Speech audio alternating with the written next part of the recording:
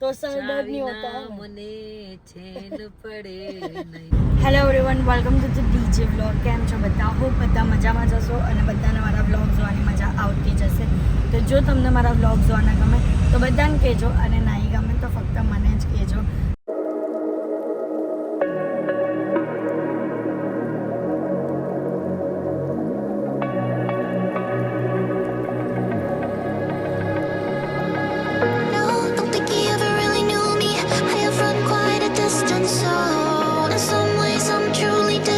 તમે લોકો વિચારતા હશો કે આજે સવારમાં ક્યાં નીકળ્યા, તો સામાન બામાન બધું પેક કરીને હું અને હાર્દિક નીકળીએ છીએ ગુરુભાઈને ત્યાં, કારણ કે અમારો છે 5 દિવસનો હોળીનો એવો પ્રોગ્રામ. સરસ મજાનો આરામ કરવાનો છે અને હોળી પણ આરામથી એન્જોય કરવાની છે. તો કઈ જગ્યા પર જવાનું? લગ્નનો થાક ઉતારવાનો. બરાબર, લગ્નનો થાક ઉતારવાનો છે. તો કઈ જગ્યા પર જવાનું છે અને અમારી સાથે કોણ કોણ બીજા છે એ બધું જ જોવા માટે વ્લોગમાં એન્ડ તક બન્યા રહેજો. અને વ્લોગ તું આટલા દિવસથી મૂક્યા ને એના માટે સોરી કહી દે. હા, આટલા દિવસથી હું આરામ પર જ હતી ને હજી આરામ માટે નીકળીએ છીએ. પણ વ્લોગ આવશે, વ્લોગ તો આવશે હવે. બરાબર, આરામ નહીં કરવાનું ત્યાં આરામ નથી, કારણ કે ત્યાં તો અમે લોકો વ્લોગ જ શૂટ કરશું અને બસ આમ પેલું કહે ને કે લગ્નનો થાક ઉતારવા ટૂંકમાં જવાના છે બધા, અને બધાને મળશું અને ક્રિએટર્સ છે સારા સારા એવા, એટલે તમને જોવાની પણ મજા આવશે વ્લોગને. અને બીજી તો હું પણ કંઈ બોલતી હતી પણ ભૂલી ગઈ. હું કહેતી હતી ને તે ભૂલી ગઈ. અને કંઈ નહીં યાદ આવશે ને તો તમને કહેવીશ. અને બસ તો અત્યારે કાં જવાના છે ને પહેલાં તે જોવા માટે વ્લોગમાં બન્યા રહેજો. રસ્તામાં જ ખાણીપીણી ચાલુ થઈ ગઈ. હાર્દિકનો લોચો બતાવો, એ લોચો અને મારા માટે ખમણ એ પણ કાચે લીધા. અભિભાઈને ફટાફટ કોલ કર્યો કે અમે લોકો રસ્તામાં જ છે, પહોંચવાની તૈયારી, તમે ફટાફટ 2 પ્લેટ બનાવી દો, એક ઈદરાની ને એક લોચો નહીં. તો અભિભાઈએ ફટાફટ બનાવી દીધી અને અમને ઓન ધ વે ગાડીમાં જ આપી દીધું. Thank you Abhibhai. હવે અમારો નાસ્તો પણ થઈ જશે સવારમાં ફટાફટ, અને ભૂખ પણ નહીં લાગશે એટલે સારી વાત છે. કેમ હાર્દિક? નાસ્તો અત્યારથી જ આપણે ખાણીપીણી ચાલુ કરી દીધી, તો વિચાર આપણે કેટલું ખાવાના છે. આખી ટ્રીપમાં ફૂલ ખાણીપીણીના. હા, મને યાદ પણ આવ્યું કે હું શું બોલવાની હતી. અત્યાર સુધી તો તમે અમારા મેરેજના બ્લોગ એન્જોય કર્યા અને એને ફૂલ સપોર્ટ કર્યો, તો હવે તમારે અમારા છે ને ટ્રીપના બ્લોગને પણ આવી રીતના જ સપોર્ટ કરવાનો છે. ગાઈઝ, એક તો લેટ થઈ છે ને આ ટ્રેન જો કેટલી ધીમી ધીમી જાય છે ને. અત્યારે દોડી પહોંચી ગયા હોત આપણે. રોરો ફેરીમાં લેટ નહીં થઈ જાય ને તો સારી વાત છે, તો છૂટી જાય તો ઉપાડી. ઉપાધિ કઈ નહીં, 12 કલાક ગાડી ચલાવવી પડે. ના રે, એને ઉપાડી જ કહેવાય ભાઈ. બીજા દિવસ આપણે રાત્રે કાં તો પહોંચીએ એકદમ રાત્રે ને આપણે રોરો ફેરીમાં જઈએ ને તો 5-6 વાગ્યા સુધીમાં પહોંચી જાય. હે ને? તો 7 વાગે પહોંચી જાવ, નગર પહોંચશું 10 વાગે. એ કેવી રીતના 7 વાગે? કારમાં 7 વાગે નહીં પહોંચાય. 11 કલાક છે અહીંયાથી, પણ આજે કે આપણે રોડો ફેરીમાં જાવું તો ત્યાંથી પાછો અહીંયા આવવાનો બીજો કલાક. 8 વાગે બકા અહીંયા નહીં આપણે નથી કરવાની. B positive. ગણપતિ બાપા મોરયા. આપણે પહોંચી જશું ટાઈમ પર. ટ્રેન પતી ગઈ છે. ફાઇનલી અમે લોકો રોરો ફેરીમાં પહોંચી ગયા છે અને સમયસર. આ કોને લીધે ખબર? બાપાના લીધે. એના લીધે ટાઈમ ટુ ટાઈમ એમના લીધે જ અમે લોકો પહોંચ્યા, નહીં તો અમને લેટ થઈ જ જતે, કારણ કે ટ્રાફિક મળ્યું નહીં ને એટલે. તો ગાઈઝ, અત્યારે અમે લોકો રોરો ફેરીમાં આવી ગયા છે અને પારો ભાભી, કબીર અને આ છે રૂમ અમારો. જો આવી રીતના બેડવાળો રૂમ છે.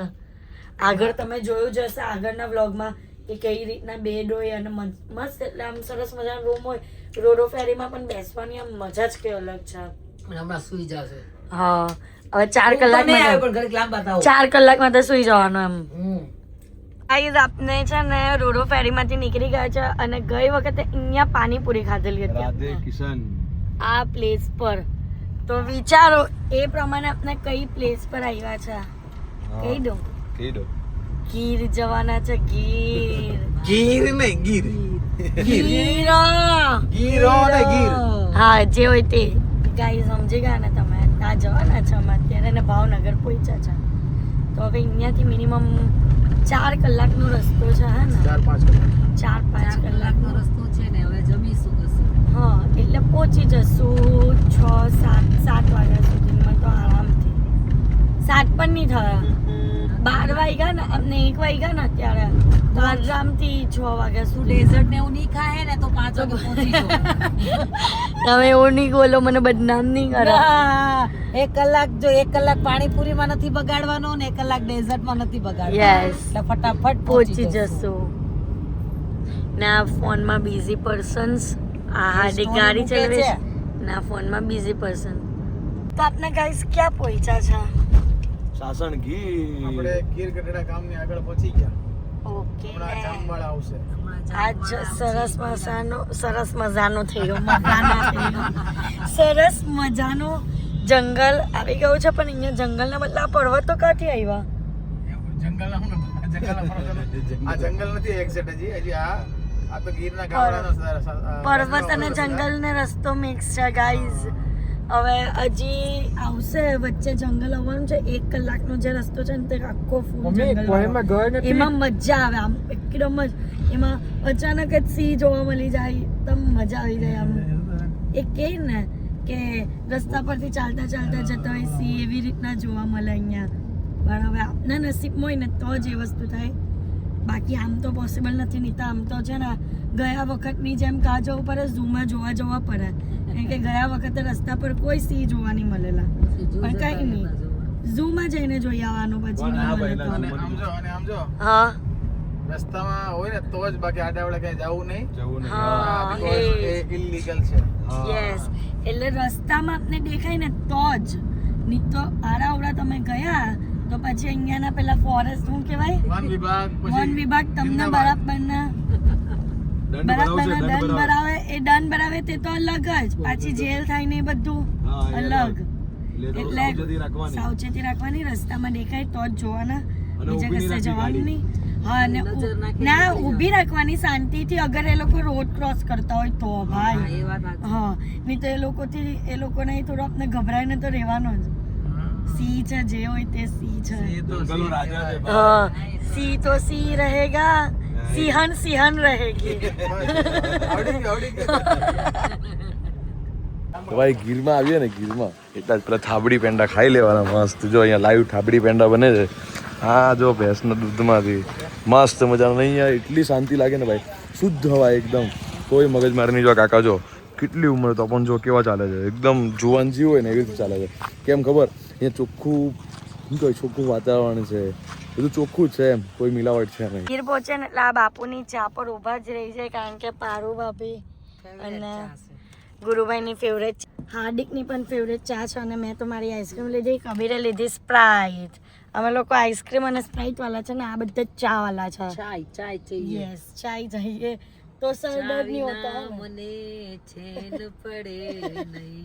વાહ વાહ વાહ ધોવન રિસોર્ટ બધું યાદ આવે છે ગાઈઝ આવી ગયો છે ફાઇનલી ગાઈઝ તો ગાઈઝ અત્યારે ફાઇનલી પહોંચી ગયા છે મધુવન રિસોર્ટમાં હવે આપણે અહીંયા 3-4 દિવસ જેટલા દિવસ રહીશું એન્જોય કરવાનું છે ફૂલ મજા કરવાની મોજ કરવાની છે અને સરસ મજાની યાદગીરી પાછી જે આપની હતી ને મધુવન રિસોર્ટની અહીંયા આવેલા હતા એ બધી યાદ આવવાની છે લોકો રિસોર્ટમાં આવી ગયા છે અને અહીંયા નવી સિસ્ટમ એ લોકોએ સ્ટાર્ટ કરી છે આ રીતના ગાડીવાળી જો ગાડીવાળી ત્યાંથી અહીંયા સુધીનું ચાલુ જ નહીં પડ્યું બસ ગાડીવાળા મૂકી ગયા એટલે શાંતિ બધા ગાડીમાં આવી ગયા છે ને હાર્દિકના હાથમાં કોનું બેબી છે ખબર આપના અમરદીપભાઈનું બેબી છે જીનનું મજાનું ક્યુટડી છે અમારી એની સાથે આટલા દિવસ મસ્તી કરવાની છે બધા મજા કરવાની છે એટલે મજા આવવાની છે બધાને મજા પડી જવાની છે આ છે આપનો રૂમ આ કેટલા દિવસ માટે